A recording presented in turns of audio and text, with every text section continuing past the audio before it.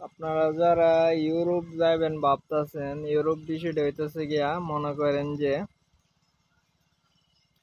Europe আসলে একটা ধৈর্যশীল বিষয়। ইউরোপ সবার জন্য না যে আপনি চাইবেন আবেদন করবেন ভিসা হয়ে যাবো এরকম না। তো ইউরোপের ভিসার ক্ষেত্রে একটা নির্দিষ্ট একটা সময় আছে, সর্বনিম্ন 6, 7, 8 মাস কিংবা 10 মাসের ভিতরে যদি ভালোভাবে এজেন্সি কাজ করতে পারে তাহলে আপনার ফ্লাইট দেওয়া সম্ভব 10 মাসের ভিতরে। আর এরপরও সবার কাজ হয় না হয়তো বা। ইউরোপের ক্ষেত্রে ভিসা প্রসেসিং এর ক্ষেত্রে এজেন্সি গুলা 100 থেকে 4-5 জনের ভিসা কালেক্ট করতে পারে, ভিসা এম্বাসি থেকে নিতে পারে, মানে ভিসা দেয় আর কি। এম্বাসি, ওই দেশের এম্বাসি, ইউরোপ দেশগুলোর এম্বাসি গুলা দিয়ে থাকে। এখন দেখা যাইতেছে বাংলাদেশের ম্যাক্সিমাম ইউরোপ যারা যাবার স্বপ্ন দেখে তারা এজেন্সিরে বিশ্বাস করে ফাইল জমা দিয়ে মনে করেন যে একটা লম্বা সময় অপেক্ষা করার পরে আর ওইভাবে ইউরোপের যে প্রসেসিংটার সবার অনার কি হাতে গোনা কয়েকজন এম্বাসি ফেস করতে পারে। তারপরও আবার রিজেকশন, আবার কেউ ভাগ্য ভালো হইলে আপনার এই ভিসা পার্কে ফ্লাইট করতে পারে। এখন কথা হইতেছে গিয়া ইউরোপ যারা যাইবেন তারা সর্বনিম্ন 1 বছর ধরে রাখতে হবে, যে 1 বছরের ভিতরে যদি কাজ হয় তাহলে যাবো, আর না হলে যাবো না, ভিসা হয়ে আর কি। এখন এই 1 বছরের ভিতরে যদি ভালো এজেন্সি হয়ে মোটামুটি কাজ করতে পারবে। আর ভিসাটা তো ভাগ্যের ব্যাপার, যদি তাহে কোম্পানি ভালো কোম্পানি হয়, ভালো ফিডব্যাক দিয়ে কোম্পানি, তাহলে আপনার ভিসাটা দেখা যাইতেছে ওইবার একটু চান্স আছে। তো ধরে রাখতে হবে 1 বছরের ভিতরে ভিসা হইলে হইতে পারে, না হইলেও না হইতে পারে। তো ওই 1 বছর যদি আপনি বেকার থাকেন তাহলে দেখা যাইতেছে যে একটা বছর পরে ভিসাটা না হইলে আপনার একটা হাই হতাশ কাজ করবে, যে একটা বছর বললাম কিছু করলাম না, ভিসাটাও পাইলাম না। আর ধরেন আপনি কাজ কামে লাগিয়ে থাকলেন বা কিছু একটা শিখলেন বা করলেন, তখন দেখা যাইতেছে ভিসাটা পেলেন না, তখন দেখা যাইতেছে যে না, একটা কাজ শিখছি, অন ইউরোপের লাগে ট্রাই করছিলাম, তো হয় নাই, এখন কি আর করে। এখন কথা ওইটা, ওই এজেন্সি চাইলেও আপনার ভিসা করিয়া দিতে পারবো না।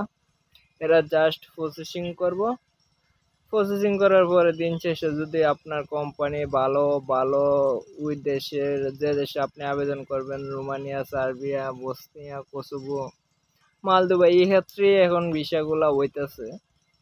আর পর্তুগাল যারা বেশি বাজেট আছে তারা অ্যাপ্রুভাল পাইতেছে।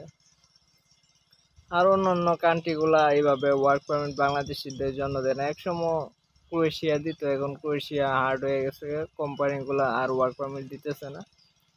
ওইটাই এখন ইউরোপের লাগে আবেদন করলে আপনার ধরে রাখতে হবে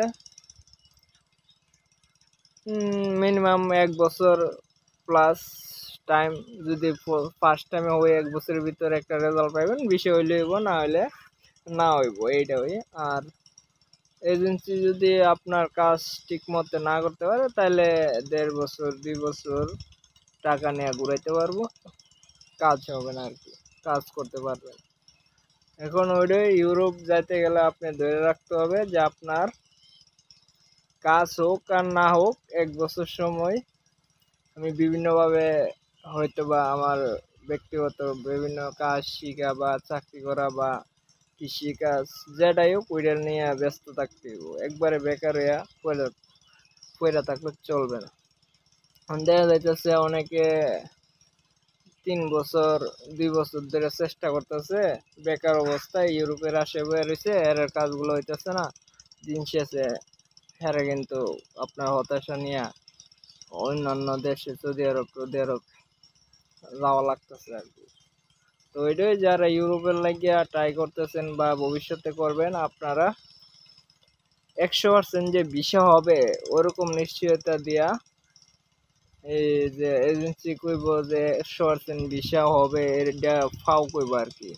মানে লোভে পাপে মৃত্যু, এরকম একটা কথা আছে না, লোভ দেখাইবো আর কি, 6 মাসের ভিতরে ইউরোপ পাঠাই দেবো, 100 বিষয় হইব, এটা লোভ দেখানো কথা ছাড়া আর কোনো কথাই না। কত হলো 6 মাসের কথা যদি এরা না বলে, কেউ আবার ফাইল জমাও দিবে না, যে 1 বছর 1.5 বছর একটা লম্বা প্রসেস, এই সময় অতলা সময় লাগে, কেউ দিতে চাইবো না। এই কারণে এরা 6 মাস করে নেওয়া দেওয়া যাইতেছে, 6 মাসে কিছুই করতে পারে না, কাজ করতে তো পারেই না।